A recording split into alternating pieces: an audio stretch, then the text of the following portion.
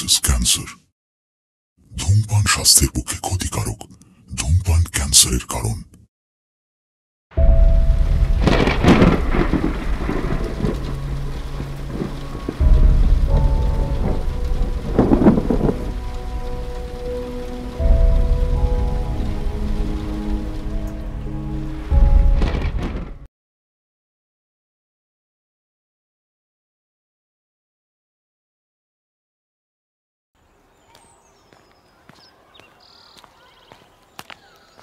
আরে লেখক বাবু, ভালো তো?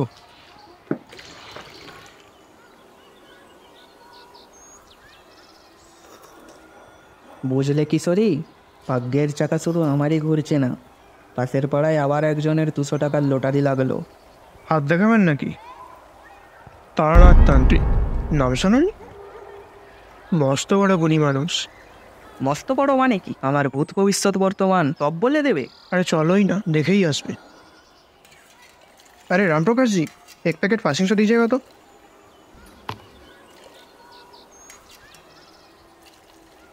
সাথে টাকা আছে তো? দামটা দিয়ে দিও। আরে তারানাথের দক্ষিণা।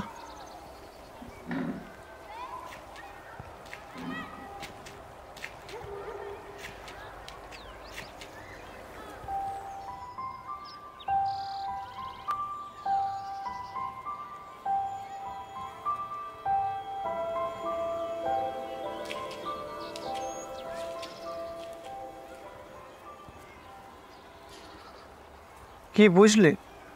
কি আর বুঝবো, লোকটা ভোগাস। বড় বড় রাজা মহারাজার প্রশংসাপত্র আছে, আর এই বাড়ি নরমুণ্ড 5 তারা।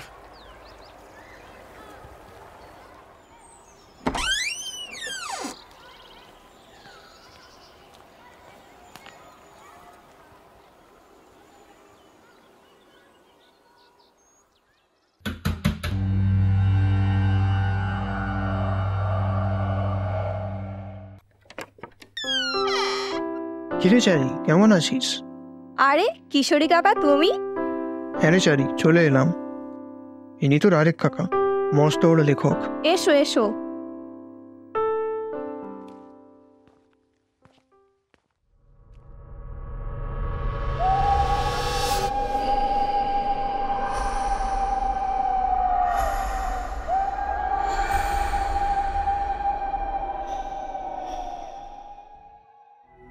আপনার জন্মদিন 15ই শ্রাবণ 1305। আপনার বিবাহ 1327 সালের 15ই শ্রাবণ। জন্মদিনের মাসে বিবাহ, এটা তো শুনিনি কোনোদিন। এটা কি করে হলো? আপনার 2 ছেলে আছে, 1 মেয়ে। বর্তমানে আপনার স্ত্রীর শরীর খারাপ যাচ্ছে। যখন আপনি ছোট ছিলেন, জলে ডুবে গেছিলেন কিংবা গাছ থেকে পড়ে গিয়েছিলেন, এরকম কিছু একটা ঘটনা ঘটেছিল যখন আপনার বয়স ছিল 13। বর্তমানে আপনার মানসিক কষ্ট যাচ্ছে, কিছু অর্থ নষ্ট হয়েছে। লোকটার বড় অদ্ভুত ইতিহাস। ছোটবেলা থেকেই বিভিন্ন সাধু সন্ন্যাসীর সঙ্গ করতে করতে তিনি সাক্ষাৎ পান কিছু তন্ত্র সাধকের। তাদের মধ্যে অন্যতম 2 তন্ত্রসিদ্ধ সাধিকা। এই 2 তন্ত্র সাধিকা ছিলেন অতি উঁচু দরের তান্ত্রিক। তারানাথ নিজেও এদের কাছ থেকে কিছু বিচিত্র তন্ত্রবিদ্যা আয়ত্ত করে। এই তন্ত্র শিক্ষা কাজে লাগিয়ে তারানাথ কলকাতায় এসে তার ব্যবসা ফেদে বসে। ফেরেববাজি, ঘোড়দৌড়, শেয়ার মার্কেট, এসব বিষয়ে তারানাথের প্রেডিকশন এতটাই অভ্যর্ত হতে থাকে যে প্রসার জমে ওঠে। শনিবার সকালে তারানাথের বাড়ির সামনে মারোয়াড়িদের গাড়ির লাইনে রাস্তাহাঁটা দায় হয়ে ওঠে। নিজের শিক্ষার অপপ্রয়োগের ফলে তারানাথ তার ক্ষমতা হারায়, কিন্তু গুণ তার ছিল। সেই জন্যে শেষ জীবনে সে একজন গুণমুক্ত ভক্ত খুঁজে পায়, সেটি হলো আমি।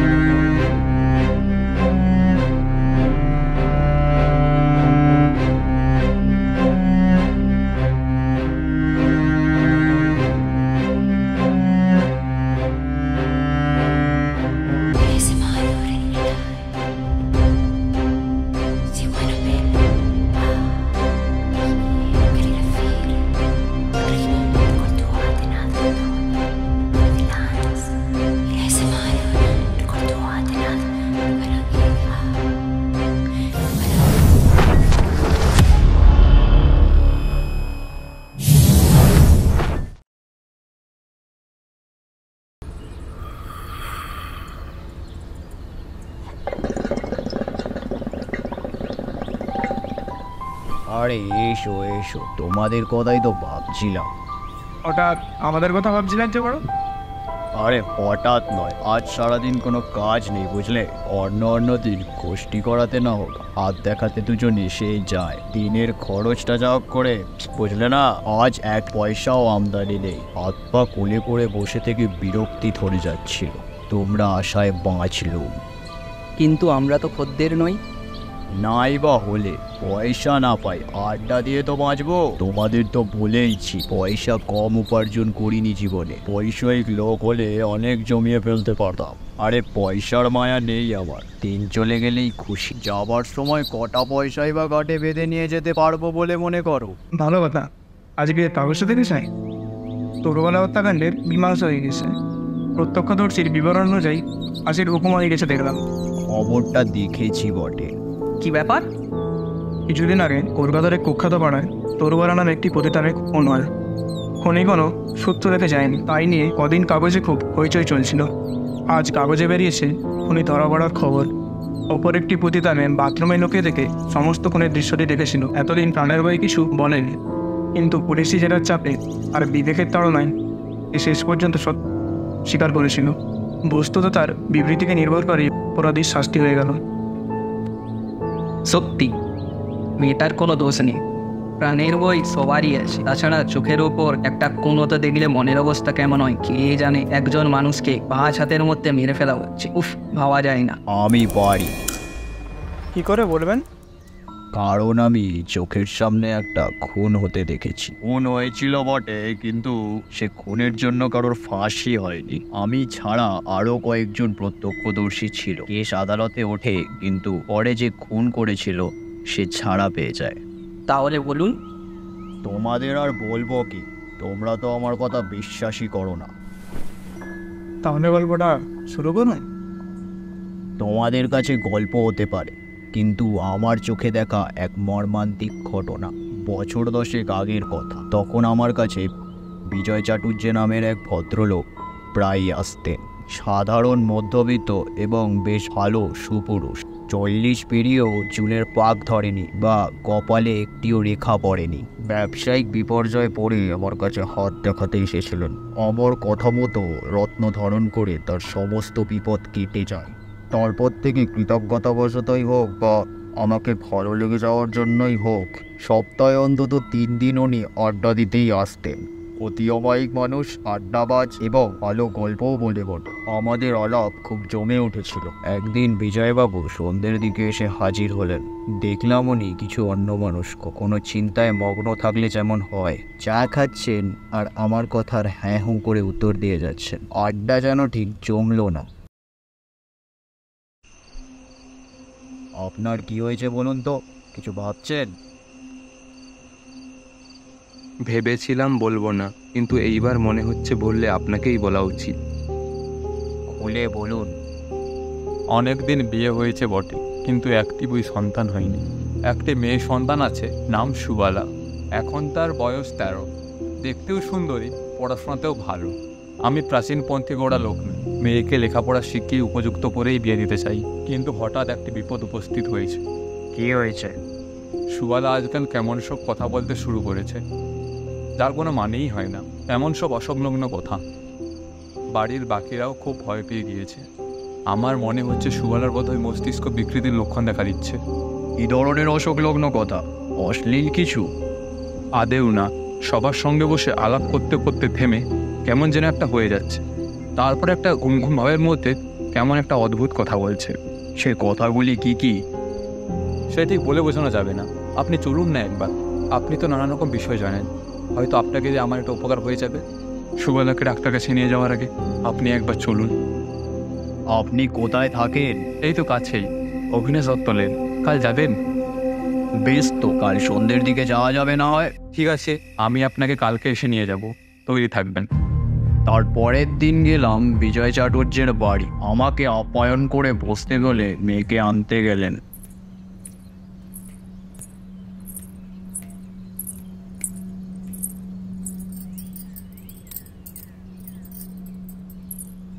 বিজয়বাবু ঠিকই বলেছিলেন, মেয়েটি অপরূপ সুন্দরী, অনন্ত গড়নের জন্যে সত্যিকারের বয়সের চেয়ে অনেকটা বড় দেখায়।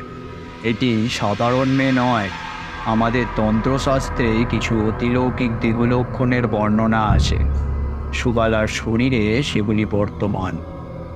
জন, ওকে ভেতরে দিয়ে আসুন। যাও তো মা, ভেতরে গিয়ে মাকে বলো খাবার পাঠাতে।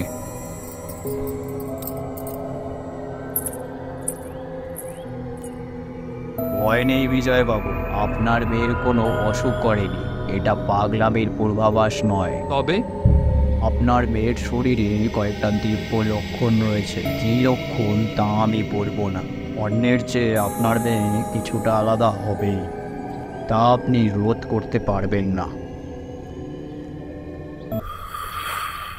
বুঝলাম, আমার ব্যাখ্যা ওনার ঠিক মনোপুত হয়নি।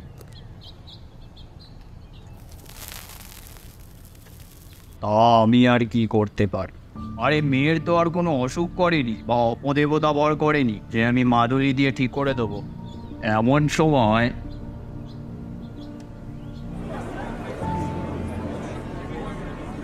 সুবালা মনে হয় আবার ওরকম করছে। আসুন ঠাকুর মশাই, আমার সঙ্গে এসে দেখে যান। ওই দেখ দেখ দেখ, ছি, ওই আবার ওরকম করছে। দেখ দেখ,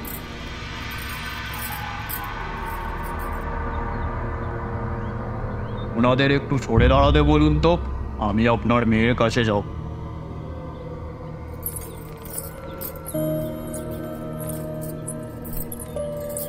বিজয়বাবুকে কিছু বলতে হলো না, আর কথা শুনে মেয়েরা নিজে থেকেই ঘরের এক কোণে সরে গেলেন। সুবালা শুনতে পেল কি না ঠিক বোঝা গেল না, অন্তত বাইরে তার কোনো প্রতিক্রিয়া প্রকাশ পেল না। বলো মা, কি বলছিলে বলো। খোকা পড়ে যাচ্ছে যে, আমিও পড়ে যাচ্ছি। পিছন থেকে কেউ ঠেলা দিল। আমার আমার বলে খোকা, ওকা কি? আমার আমার খোকা। তোমার ছেলে? কোনো উত্তর নেই। মাথায় কি কষ্ট, পাথর এসে লাগলো মাথায়। আর এই হপ্পা দিল তোমাকে? বিজয়বাবু, ওকে বিছানায় শুয়ে দিন, আর আপনি আমার সঙ্গে আসুন, কথা আছে।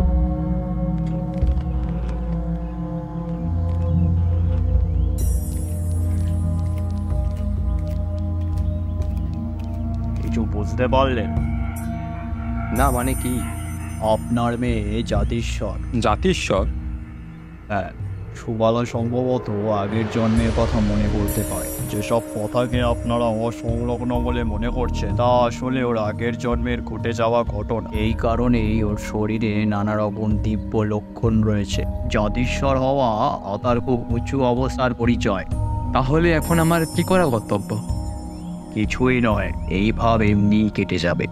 আমি আরেকটি এরকম জাতিস্বর মেয়েকে দেখেছিলাম। বয়স বাড়ার সাথে সাথে জন্মান্তরের স্মৃতি এমনি কমে আসে। আর কতদিন এরকম হয়েছে? তা প্রায় বছরখানেক হবে। তাহলে তো অনেক বেশি বয়সে শুরু হয়েছে বলে মনে হয়। জন্মান্তরের স্মৃতি সাধারণত 5-6 বছর বয়সেই বেড়ে ওঠে, আর এই বয়সেই মিলিয়ে আসতে থাকে। যা কিছু না করে এমনি দেখে যান, সুবালা আপনিই সেরে যাবে। সেদিন ফিরে চলে এলাম। তারপর বছর কয়েক ধরে মাঝে মাঝে বিজয় চাটুর্যের বাড়ি গিয়েছি, বা কখনো উনি আমার কাছে এসে সুবালার খবর দিয়েছেন। মোটের ওপর বলতে গেলে 2 বছরে আমরা সুবালার গত জন্মে কী ঘটেছিল সে সম্বন্ধে একটা ধারণা করতে পারি। বিভিন্ন সময় আচ্ছন্ন অবস্থায় সুবালা যা বলেছিল তার উপরে নির্ভর করেই আমরা জোড়াতালি দিয়ে সমস্ত ব্যাপারটা আন্দাজ করেছিলাম। কিন্তু আমাদের আন্দাজ যদি সত্য হয়ে থাকে কেন? নিশ্চয়ই সত্য, কারণ পরে যা ঘটেছিল তাতে আর কোনো সন্দেহ থাকার কথা নয়। আপনারা কি আন্দাজ করেছিলেন? বলা ওই ঘোর লাগা অবস্থায় প্রায়ই বলতো তার ছেলেকে নিয়ে যেন উঁচু জায়গা থেকে পড়ে যাচ্ছে, মাথায় আঘাত লাগার কথা বলতো। একদিন ও টান করে চুল বেঁধে এসেছে, দেখলাম বাঁদিকের কপালে একটা লম্বা দাগ। পুরনো ক্ষত শুকিয়ে গেলে যেরকম দাগ থেকে থাকে তেমনি। বিজয়বাবুকে বলতে তিনি বললেন ওটা সুবালার জন্ম দাগ।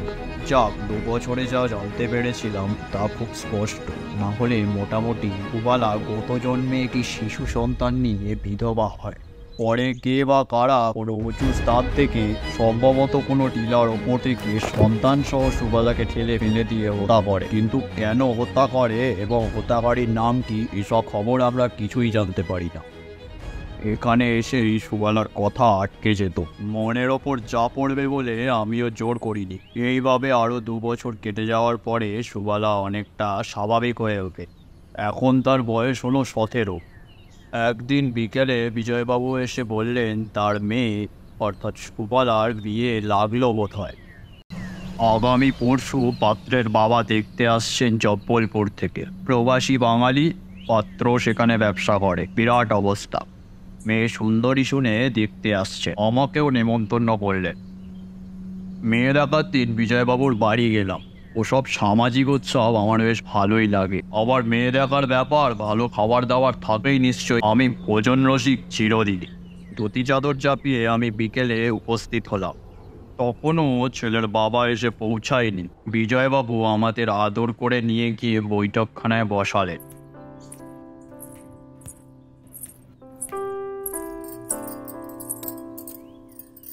সুখী হও মা।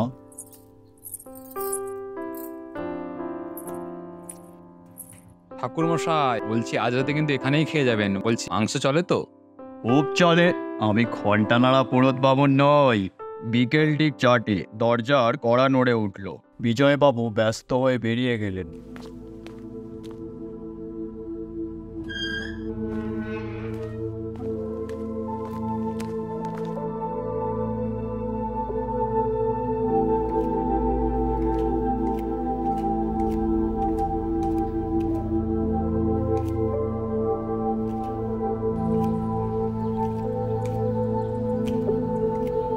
রাস্তাঘাটে কিছু করেন না কেন? আমি কি করব বলুন রাস্তায়? যা রাস্তা।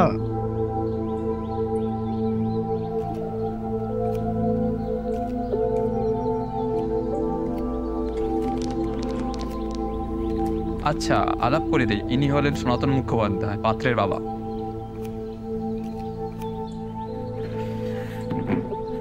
চাটুর্য মশাই, ওই আপনার মেয়েকে আনুন। আমার হাতে আবার বেশি সময় নেই, বুঝতেই তো পাচ্ছেন। এক্ষুনি আবার উঠতে হবে।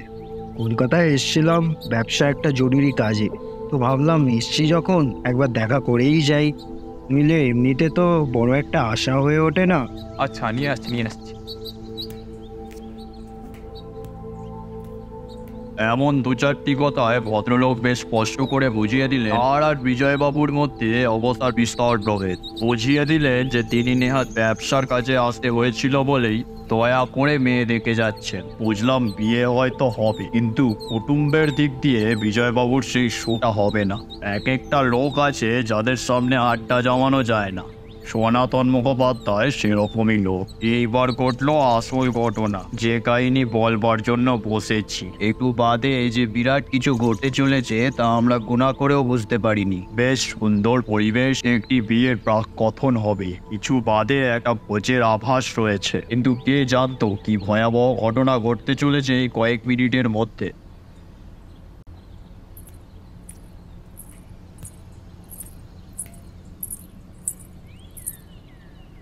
ওই মা, ঘোমটাটা তোলো, মুখটা একটু দেখি।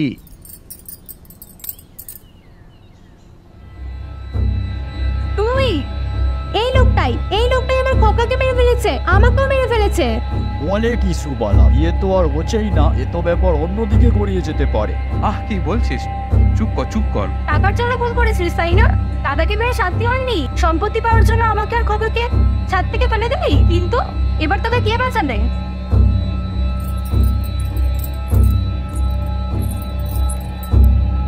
বৌদি, সনাতন বাবু, আপনি চলে যান। আপনি এক্ষুনি চলে যান। বসুন। বৌদি কি? হ্যাঁ, বৌদি বলে কাকে ডাকলে? কাকে ছাদ থেকে ফেলে দিয়েছিলেন?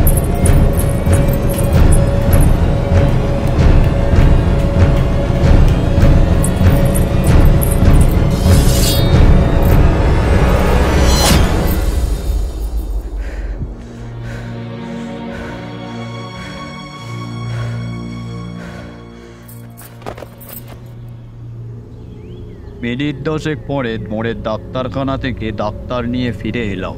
তখন আর সনাতন বাবুর দেহে প্রাণ নেই। ঘন্টা 2 পরে সুবালার জ্ঞান ফিরেছিল, কিন্তু এসব ঘটনা তার কিছুই মনে নেই। সম্পূর্ণ স্বাভাবিক। সনাতন বাবুর ছেলে কেস চাপা দেওয়ার চেষ্টা করেছিল, কিন্তু পুলিশ ছাড়েনি।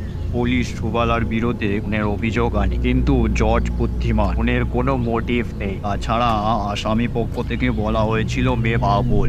আমার সাথেও কাজ হয়েছিল। কত জন্মে টাকার লোভে বিধবা সুবালা আর তার সন্তান সহ হত্যা করেছিল সনাতন।